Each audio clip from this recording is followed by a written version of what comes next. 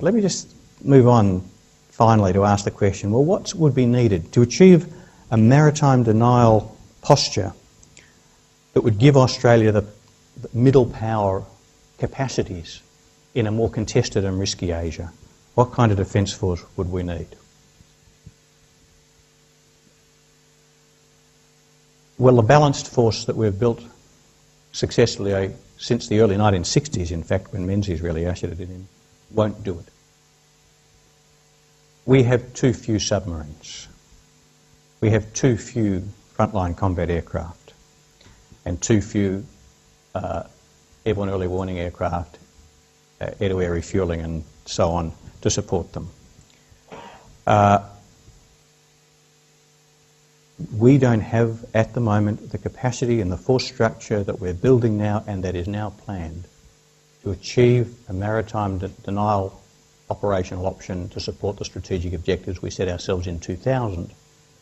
Even less do we have the capacity to do it in the strategic circumstances as we would now understand them nearly 10 years on. The balanced force, in other words, is not adequate to the future that I'm sketching. It is adequate to the past. And the best argument, the argument you keep on seeing for sticking with a force structure that looks a lot like the one we've got at the moment, is that it's worked for us in the past. And that's absolutely right. If the future looks like the past force is the one we want. Question, of course, is whether the future looks like the past. If it doesn't, we need a much more focused force. Australia might have the capacity to build an armed force that can deliver the kinds of operational options I'm talking about, but only just. We need to spend every dollar as effectively as possible. And that means a much narrower focus on the precise capabilities that most cost-effectively deliver the most significant strategic results to us. I spelled some of the parameters of that out in the paper. There's a lot fewer major surface combatants. Major surface combatants are primarily about sea control. They're not cost-effective ways of achieving sea denial. I would spend a lot less on major surface combatants and a lot more on submarines. I would spend a lot less on amphibious capability. Australia is never going to exercise serious strategic weight in Asia by shipping land forces, small land forces, across very dangerously contested waters and landing them on other people's territory against much larger armies. I wouldn't try and defend sea lines of communication. That is a very difficult thing to do and impossible, I think, to achieve strategically significant results with the sorts of resources Australia could ever bring to bear. I would substantially expand our submarine force. In the paper, I say 18 submarines. I would substantially expand our air combat capability and strike capability. 200 JSF or whatever we end up with. Now that would provide Australia with a very different kind of force, quite different kind of force from the force we've had in the past. And people who are steeped in the defence debate in Australia in recent decades look at that and say, well, that's different. What can that be about? Well, it is different because we're talking about a different world. If we do think that the rise of China changes the way Asia works, if we do think there's a risk that the way in which Asia changes will lead it to be more contested and more risky, then we will need a different kind of force. The force that's worked for us in the past won't work for us in the future. Well, that costs some money. Today we spend 2% of GDP on defence. We've done that for over a decade now, and that we stabilised at that level after a long, slow decline that really began at the end of the 1970s, at the beginning of the 1970s. The good news is that we can support the old balanced force for a long time into the future at about 2% of GDP, assuming that the economy starts growing again. The bad news is that that force will do less and less for us as Asia changes. The force I'm talking about would cost significantly more. My old colleagues at ASPI, Andrew Davies and Mark Thompson, have done some calculations on this for me. They reckon that a force like the one I'm talking about would cost about 2.5% of GDP. I've been around the business for a long time, so I'm going to round it up. Let's call it 2.75%. As it happens, that's roughly speaking what we spent at the beginning of the 1980s. This is not unimaginable sums of money for Australia. It's very different. It's a different kind of defence commitment to support a different kind of force structure in what may be a very different set of strategic circumstances. As we ask ourselves, are we prepared to spend more, a bigger share of our wealth, to support a different kind of defence force? We might want to reflect on this fact. In the 1980s, when we were spending 2.5 to 2.75% of GDP, Australia's economy was the second biggest in Asia. It was bigger than China's, it was bigger than India's, and it was bigger than the whole of ASEAN's put together. We shouldn't be surprised that if we want to remain a middle power in Asia in the Asian century, we have to spend a bigger share of our national wealth on defence, because our national wealth is relatively smaller and that trend will not turn around. Well, there are some choices here. Defence policy is, in the end, a lot like other kinds of policy. It's harder for the reasons I mentioned right at the beginning, but in the end it boils down to balances between different kinds of values, as all policy does. In the case of defence policy, it's a matter of striking a balance between our perceptions of the risk of war and our willingness to spend money to manage those risks down. You can strike that balance at any level. New Zealand strikes it down there, America strikes it up there, we at the moment strike it somewhere in the middle. We can strike that balance wherever we like. And there's no such thing as getting it right or wrong. It just depends on what you want. But there is such a thing as doing it well or badly, a sound or an unsound answer. There's such a thing as doing it transparently, openly, putting the arguments on the table, explaining exactly what's going on. And there's also such a thing as doing it in an evasive fashion, in a covert fashion, with buried assumptions and evasions. One function of think tanks is to help make sure that the debates are of the open, transparent and contestable kind rather than the opaque and evasive kind. And I hope my little paper makes a contribution to that. Thank you very much.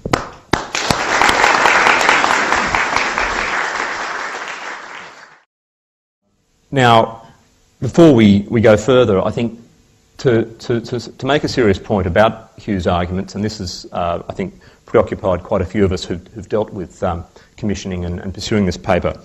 You know, I think the big question for us is really imaginative thinking, but also scrutiny.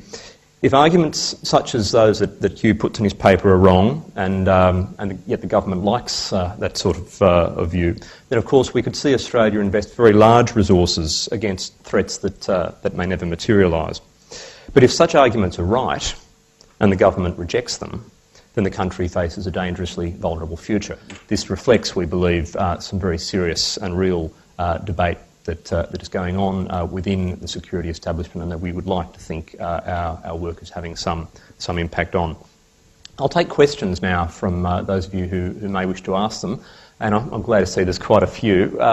We'll begin with the gentleman at the back. Thanks. Andrew McNeil, we've given you your 2.75, but we're a country with a diminishing population compared to Asia's populations. We're not going to have manned submarines, changed to be operated like drones and things. What's the people issue with defence?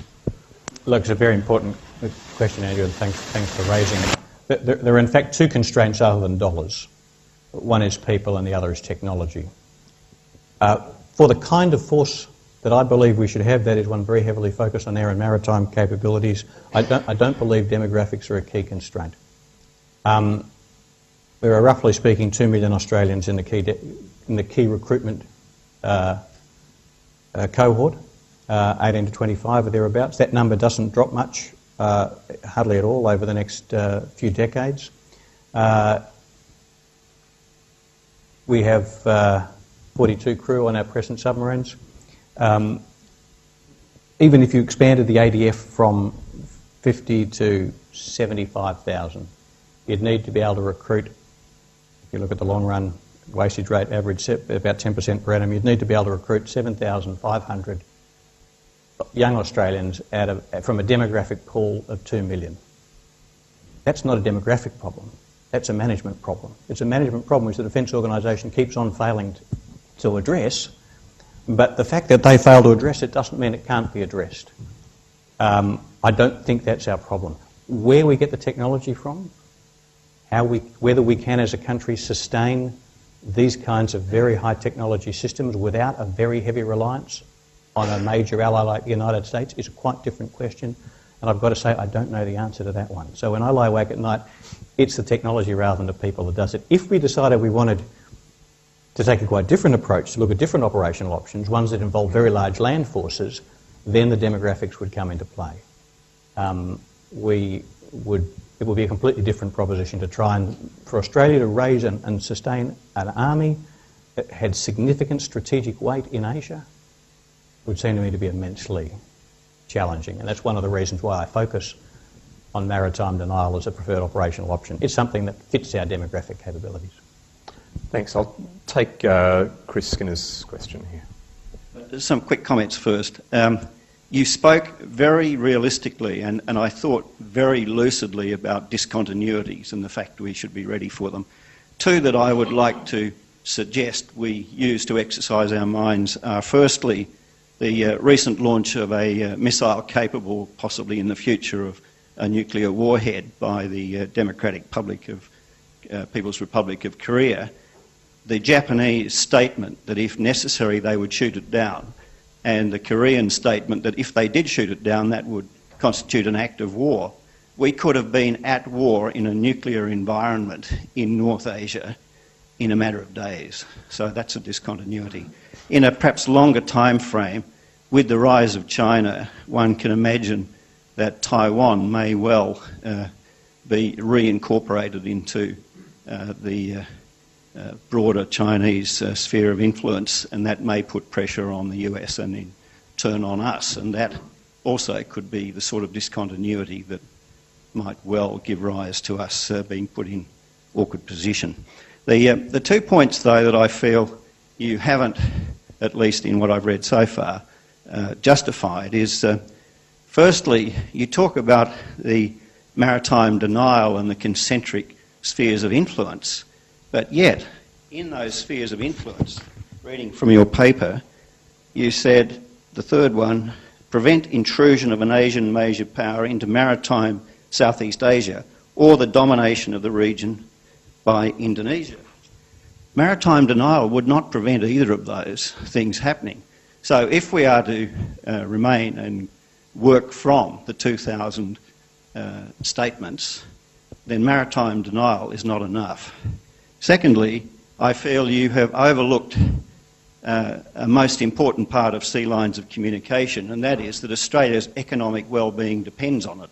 It's not just a matter of do we have enough ships to protect merchant shipping, it's what will be the impact on the Australian economy should they be interfered with by mining or other means. Do you have any agreement or rebuttal to what I've just said? Yeah, look, two questions there, but both pretty pertinent. Terrific questions. Let me, I think your points about two discontinuities are very interesting ones, but I won't pursue them except to say that I see the North Korea situation as, in a sense, less threatening than it otherwise might be, because at least on that one, the US and China are on the same side, and roughly speaking. That's the difference between North Korea and Taiwan. And although you could end up in a very, I think the North Korean situation is very serious, at least it's not one in which the interests of the region's major powers directly clash. In Taiwan, over Taiwan it is. But look, let me get to your question about operational options, because as I said before, I think this is an area where we as a country really need to thrash it out. You're absolutely right in the sense that there's all sorts of things that maritime denial won't deliver to you. There's a sort of traditional view that, and I don't mean to call it traditional in a derogatory sense. There's a very robust long-term view that in order to conclude a war satisfactorily, you end up having to occupy the other guy's capital. And that's a view with which I have some sympathy. I would just make this point, that's never going to be an Australian capacity. To the extent that we're operating independently, or even to the extent that we're operating as an ally even of the United States, our capacity to participate in operations that involve land forces on that scale are very low indeed. It's always worth bearing in mind we didn't actually end up invading Japan. That was a pretty ugly scenario. It wasn't clear that the United States, at full stretch mobilisation in the biggest war the world has ever known, had the capacity to do that in Japan. So, and remember, the Americans didn't do it by themselves in Europe. They had the Russians help. Invading a major power is a real deal. So, although it's nice to think that you ought to that land forces will provide you with all sorts of attractive options which allow you to more decisively conclude conflicts, I don't think that is a strategically accessible, achievable set of objectives for Australia. The kind of operational option that I'm suggesting, maritime denial, it is achievable. It doesn't deliver you very much, but it delivers you, I think, in a lot of circumstances, enough to make a difference. Can you prevent the intrusion of potentially hostile major powers into maritime Southeast Asia with maritime denial strategies? You bet you can. You've got to get there by sea. If you can put enough air and maritime capabilities into the approaches to that water, you can achieve some strategic results. Can you do the same in maritime Southeast Asia? Yes, if you can dominate the air and maritime spaces between the islands, there's a lot you can do. In the end, projecting armed force across water remains very tricky business, and one in which the defence, inverted commas, has a lot of advantages. So it doesn't do everything. Of course there are limitations. My point is not that it does everything we might conceivably want, it's that it does the most we can sensibly aspire to, and enough to make a difference. But it's a great debate to have.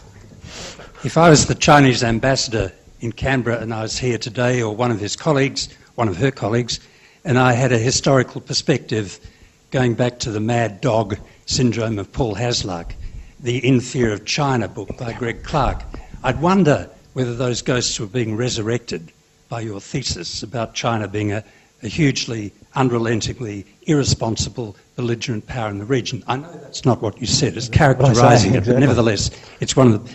My question to you is, what's your take on the controversy among the intelligence community in Canberra, where you've got some people saying, with all sobriety, and I think a great deal of sense, China does not represent a threat to Australia in the foreseeable future, others who say it does, and then you've got that Deputy Secretary in Defence who's pushing this thing through and saying, this is where we must go. Comments, please. Thanks. We'll take the other question as well. Gentleman in the blue shirt here. Donald McLean, just a citizen. You mentioned Russia just once there in the last moments of addressing the other question. That's one power that's got an Asia coastline and an influence in Asia which you've not mentioned. If there was a face-off between the United States and China, where would Russia stand? I mean, they've got most of their energy in the East and in Asia, and China wants energy, and China can go anywhere they can walk. So what would you say? What is the relationship between Russia and China these days? Yeah, no, three things to address there, really. Two terrific questions. Let me start with Russia. I don't rule out the possibility that building a stable new order in Asia in the coming decades will actually have to find a big place for Russia. I tend, as a working hypothesis, to think that Russia is not a great power in Asia at the moment and won't become one. A great power is one that's so powerful that its interests must be taken into account. And Russia, in the end, it's a funny kind of hybrid sort of a thing. It's a great power in Europe. I don't actually think it's a great power in Asia, partly because the chunks it faces, China, Japan, these are great powers. And I don't think Russia has many strategic opportunities in the East, the way it does have strategic opportunities and imperatives in the West. So I might be wrong, but my working hypothesis is that Russia's strategic attention is focused west and south, that its power at the moment is not that great except for those rockets. However, the question you ask about how Russia's position plays into a US-China conflict is a very interesting one. The technical answer, the literal answer is I don't know, but it does seem to me that it complicates American planning for how it conducts itself in a crisis with China quite significantly, because it would have to calculate that Russia would find a Chinese defeat, inverted commas. What counts as defeating China, I might say, is a very complicated question, but would regard a Chinese defeat as a very serious strategic setback. And how the Chinese would respond to that how the Russians would respond to that is a very interesting question. So when I feel a bit gloomy, as I often do, about America's capacity to prevail over China in a US-China conflict, despite America's clear superiority in many kinds of conventional weaponry, Russia is part of the calculation. So I absolutely agree. You've got to keep your eye on it. Now, Richard, of course, I don't take that view. It's worth bearing in mind that at the time when Hasluck adopted his policies, China was pretty actively engaged in trying to contest the US strategic position in Asia. Now, did we understand that perfectly? No, of course we didn't. Did that actually change? Yes, it did. And by the time you get to 1968, 1969, 1970, you know this history very well, Australian accessors were starting to recognise that maybe actually China was more of a status quo power than we thought. That to me is the beginning of that process, whereby the Chinese, after about 20 years of Marxist-Leninist foreign policy, decided that there was a better way forward and began the process of building the accommodation with the US, which has got us to where we are today. But I don't think we can say that because we might have misunderstood some elements of Chinese policy in the mid-1960s, that doesn't mean that China's role in Asia could not change. Now, how does it change? Ask the question a different way.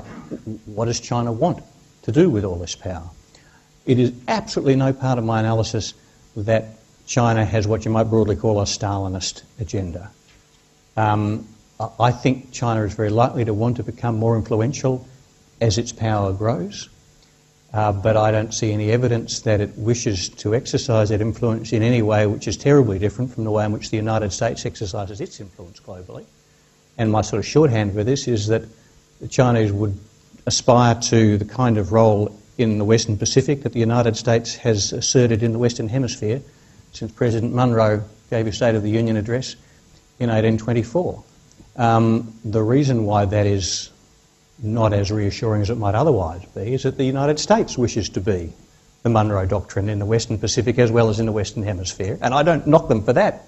They're playing that role as being what's kept Asia so peaceful and prosperous this last 40 years. So my concern is that you can't have two Monroes in one hemisphere, and it's that essential sort of zero-sum conflict between US and Chinese aspirations which makes me, well, if I'm right about China and I'm right about the United States and they both preserve those objectives, then it's very hard to see a durable accommodation. Now, what do I think about the way this debate is being played out in Canberra at the moment? I approach this with unclean hands, of course. I'm both a former journalist and a former intelligence analyst and a former Deputy Secretary of the Department of Defence. So you could have had your own debate once. I've got it always.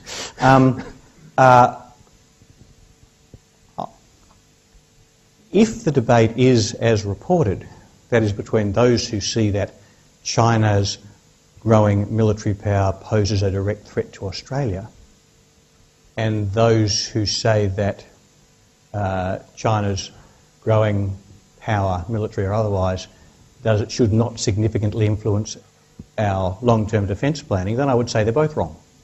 I think neither of those are sustainable positions. I do think China's rise, for the reasons I've articulated, is a very significant dynamic in Australia's broader strategic situation, but I don't think that reads into a simple view that China gets stronger, has more armed force, therefore poses a direct threat to Australia. As I say, that depends entirely on the regional system in which China's power is fitted. If China's power can be accommodated into a stable, cohesive order which preserves the kind of peace and stability we've enjoyed for the last 40 years, then that is just fine. I mean, it's more than fine. It's terrific. But it's worth bearing in mind how different that order will be from the order we've enjoyed for the last few decades, because it will be a China which is increasingly an equal of the United States, which means, amongst other things, it has military forces which can limit America's strategic options, limit America's operational options. And that is a different... America is going to have to accept that, and so is Japan. China, on the other hand, is going to have to accept that it can't become the Monroe Doctrine power. It'll have to limit its ambitions. All of them have a great deal to give up. Now, they can. Negotiations can sometimes succeed, but they sometimes fail. Thanks. We'll take two very brief questions, and we'll have to wrap up in a couple of minutes. So, Malcolm Cook, here at the front, please. Hi, Hugh. Thanks both for a very good paper and a very persuasive presentation. Looking 40 to 50 years ahead, I'll be retired on a beach, hopefully somewhere, but it won't only be that China, even if its trajectory stalls a little bit, will be the #1 economy in the world, but India boosters of today may actually have quite a bit more behind them. And of course, India and China have very deep suspicions of each other and very tense border arrangements. How would China-India tensions, rather than just potential China-US ones, affect Australia's position? And I'm going to mention Japan in that sentence as well, Hugh. We'll take one more question, and that'll give you three things to worry about before we wrap up. And the gentleman in the middle, thanks. Dennis O'Neill. Somebody from the resource sector, I'm intrigued as to how you would see the strategic position vis-à-vis China and Australia further nuanced by the foreign direct investment equation that is currently just at its early beginnings. Yeah, absolutely. Let me start with that, which is a fascinating question. The place to start is to say that I find the use of the word strategic in the phrase strategic resources, as it seems to be used in what one might call FIRB contexts, as almost entirely meaningless. I don't know what it means. It certainly doesn't mean strategic in the sense that I mean it. I don't believe there's anything that any of the points I've made about China's growth, about the implications of that for the Asian regional order and the implications of that for Australian strategic policy, provides any basis for not welcoming Chinese foreign direct investment on exactly the same grounds that you'd welcome any other. I just don't think there's a strategic, in my sense, issue there. I don't think it's the FIRB's job to make the shareholders' decisions for them, but as far as I'm concerned, what's best for the shareholders and best for the company is going to be best for Australia. And so I wouldn't be in the business of starting to try and put strategic rings around it. Now, mind you, if the question was the Australian Submarine Corporation, I'd take a different view, but that's actually about the only, there's probably there's probably 20 companies that I'd regard as strategic in my sense, and none of them are worth that much. Okay. India and Japan. In 30 seconds. A minute, sorry. Let me start with India then, and I'll pick up Japan as a lesser included case. Yes, India grows. Yes, a stable Asian order from the middle of the century on is going to need to accommodate not just China but India. Yes, that is an immense challenge. But I'm a great believer in taking one step at a time.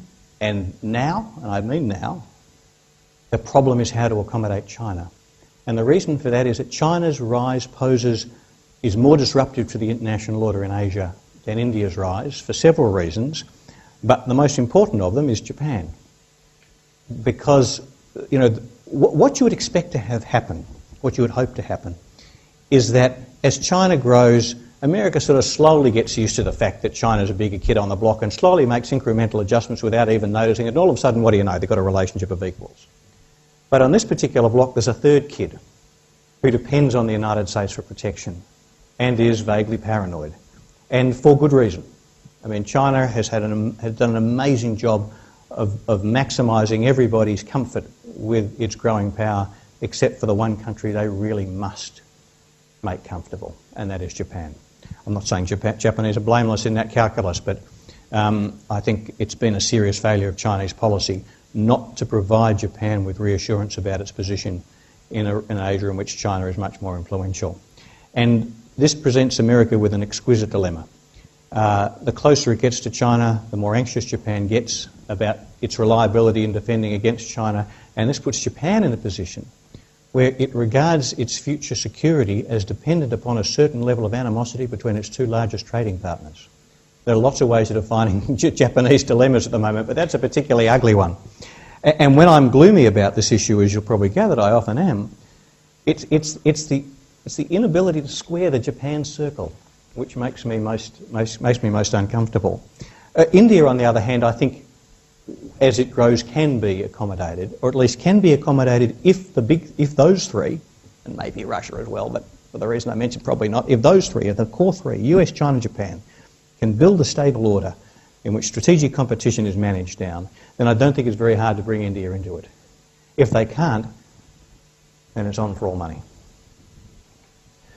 Thanks very much, Hugh. A sobering note to end on, and again I encourage all of you to look up the ongoing debate on the blog, and of course the wider defence debate will only, I think, get hotter in weeks ahead. Please show your appreciation for Hugh's paper, and thanks very much for coming.